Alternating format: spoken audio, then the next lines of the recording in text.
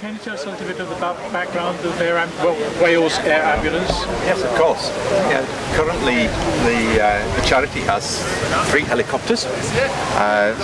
One in the north at Carnarvon, one at Welshpool, and one at Swansea. Oh, right. There are plans for a 4th to be based actually in the middle of Cardiff. Oh, okay. Yeah. Right. So now that would be a special helicopter because of a high urban area. Sure. The charity itself tries to operate 7 days a week, but currently only during the hours of daylight. The issue being that the helicopters have to be particularly advanced to fly at night because of power lines. Oh yeah. It's okay getting them up, it's getting them down and so on, and you just don't know where they're going to have to land and so on. What sort of monies do you need to collect every year to keep it going? Around about £6 million. That much, is it? Yes, indeed. Yes. Right. So that's a combination of running costs and then sort of investment for the future and infrastructure and so on. They reckon that on average each flight costs them about £1,500 for the aircraft to take off and so on. Okay. So literally every £1,500 that we gain is one more flight paid for and so on. The other good thing is the quality of the medical staff. Obviously you have a pilot who is just the pilot, but thereafter you have 2 medical staff, one of whom is effectively consultant level for the NHS. So he's actually able to perform operations at the roadside or wherever it might be, the same as he would in an operating theatre. And from that point of view, they are medically more competent than any of the road ambulances around and so on, so they can do so much more than the normal sort of NHS road ambulances and so on. So when did the charity start? It started on St David's Day in the year 2000. Okay, so it's been going about 16 years. About 16 years now. Growing every year. Yeah, with 1 helicopter originally, and then the 2nd, and then the 3rd, and so on. So fantastic. Started in Swansea with some rented property at the Swansea airfield, and actually one of the things for this year is their own premises for the first time. Oh, that's fantastic. And surprisingly, we also have a car. Yeah, right. Because sometimes the helicopter just can't operate. So we have a fast response vehicle, a 4x4 response vehicle. And again with a highly qualified medical staff. Yes, indeed. Yes. So. That's fantastic. And there's no question the Brecon Motor Club has used you on a couple of occasions for various things, and I'm sure we'll continue to do so. And we'll be delighted to keep supporting you, obviously. Thank you very much. Thank you for being here. Wonderful. Thanks for the invitation. Organiser, Mr. Paul Evans, who's also the chairman of Brecon Motor Club. Currently, it's his first year in that position. So we're going to ask Paul to say a few words of welcome, and I'll hand you over to him. Thanks, Mark. This, as you probably know, is the 3rd Brecon Classic Motor Show. Not quite as many people here as there were last or the year before, but then 1st and 2nd years we had bright sunshine all day. I think it will brighten up this afternoon. We've got a lot of cars in the parking field now. We've probably got 30 classic cars in there and more coming this afternoon. For those of you that haven't realised, we've got the car clubs in the field to your right, and we've got 1 or 2 trade stands there as well. We've got a fabulous array of cars here already, from Bentleys to Austin Healey's to Saabs to Volkswagens, and I guess there'll be some more here this afternoon.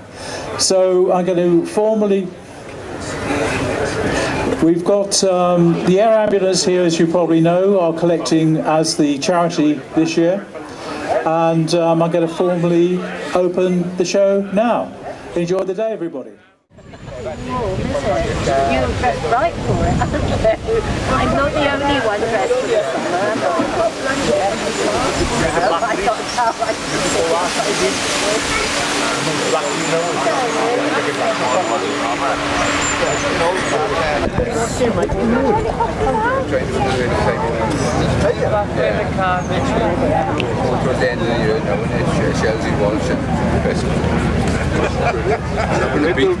I'm not going to beat anybody with it, but at least have the fun, you know what I mean? And the sound of it, you know what I mean? It does sound nice. They've got a custom series.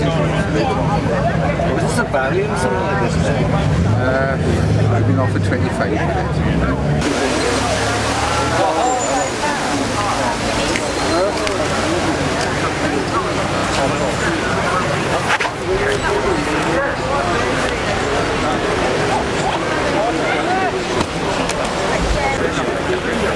But what they've done now is just because there's a lot of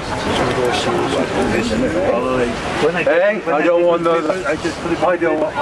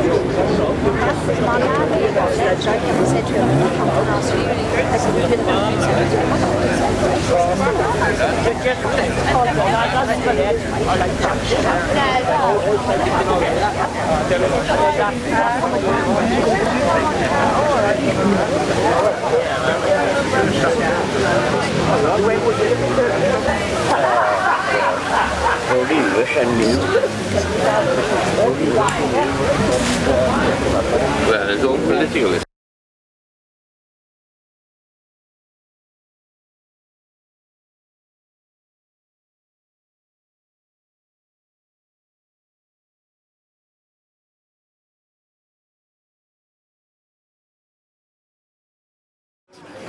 It started 3 years ago, and a colleague of mine and myself at the club decided that it was about time that we took advantage of the area and started to promote classic cars. We're very much into rallies and hill climbs with our club. We wanted to take it one step further. And so this time, 3 years ago, 2014 it would have been, we had the first club, the first one here. We had 83 cars. Last year, the second one, we had 150, and this year, with all the cars, classic cars arrived on the day, we've got well over 300. So that's pretty good. And how many people organise it? How many people started it? 2 people, and the same 2 are still doing the basic organisation, but on the sort of 2 or 3 days leading up to the show itself, there are of course other club members get involved. The 2 people? Myself, Paul Evans, who I'm the chairman of the club this year, and been with the club for about 3 years. I'm also a press officer. And Mark Weller, who's the secretary of the club, and has been with the club like forever. You know? Right. Okay. Has it always been at this location? It has, yeah. I think we might be getting to about as far as we can go in terms of volume. We've probably got to find somewhere else. But is there anywhere else going to be so beautiful? The answer is it's a difficult one to get to grips with. I think it's also difficult because you've got the facilities here, the amenities of the restaurant, the parking, the great scenery, but finding somewhere that also combines the restaurants and the cafes and the parking must be difficult. It's going to be very difficult. So we might have to decide just to restrict the entries and stay here. That's something we'll have to decide over the winter. How many people do you think you can accommodate? How many entries? At a push, we can probably get to 300 is probably the top weight. Is that capacity-wise or health and safety? Both. Club? Well, the club has been going since the early 1920s. Always gone through a few highs and a few lows, and actually, really, it started with a motorcycle club with a few other car owners as well. Through the 30s, it was quite strong, and then post-war, it took a dip. Then it came strong again in the late 60s, and then took another dip. Now it's growing again. So we're up to about 180 members.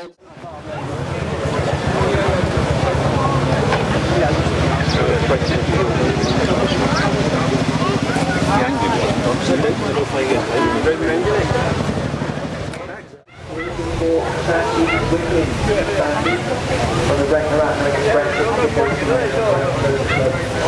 I'm going to call it the marquee.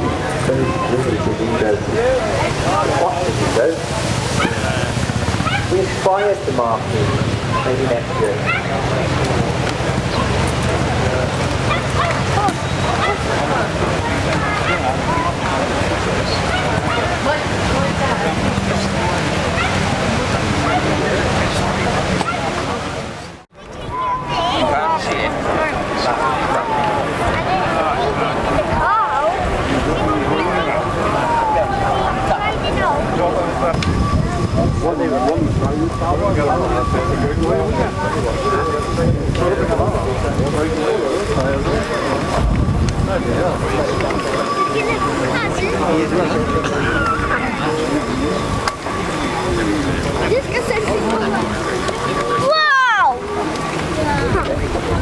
That's for people to park. He just does it when he feels like it. Yeah. Okay.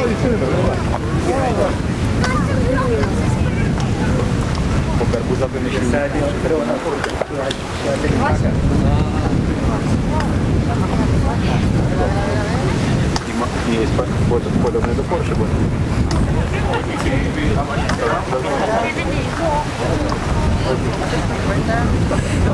Oh yeah,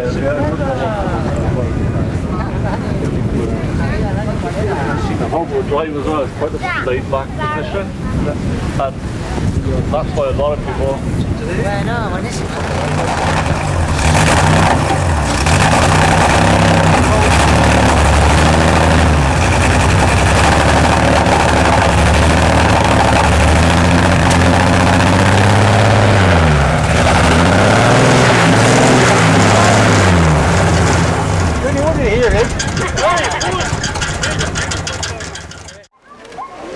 Car is a Bentley Special, which is based on an old Mark VI 1949 saloon, which unfortunately had the rust bugs, and the body was taken away, and this was the result. It's a classic recycling, I think you might. And the engine is? The engine is a 4 1/4 straight 6, 2 SUs, very simple engine, but very, very powerful, especially now with the body being about a third of what it used to be. And how is it to maintain? It's pretty reasonable. It's a really bulletproof engine. I mean, it's a Rolls-Royce engine, and yeah, there's only not a great deal to do. And you worked on it mainly yourself? Mainly, yes. And which parts were you working on? The bonnet? All of it, all the way from the back to the front, except for this back here, which is very specialised coach berth on the back. But apart from that, yeah, it's been. I've had it 20 years, and either I've got friends if I get stuck in different things or I need something. No problem, really. Thank you very much indeed. That's absolutely perfect.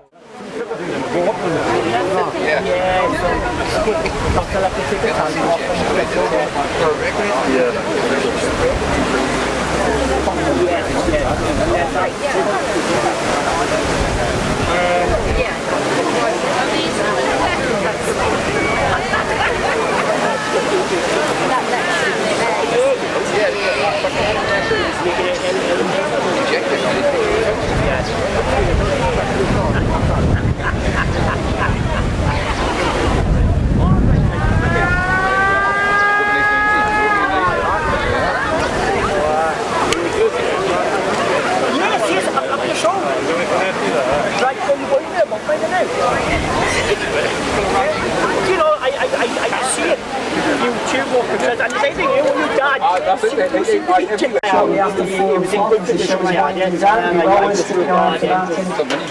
You never know, you might go home again. Lots of great items going into the shipyard farm and trying to do your work down on those just a little later. Till Stephen Collin.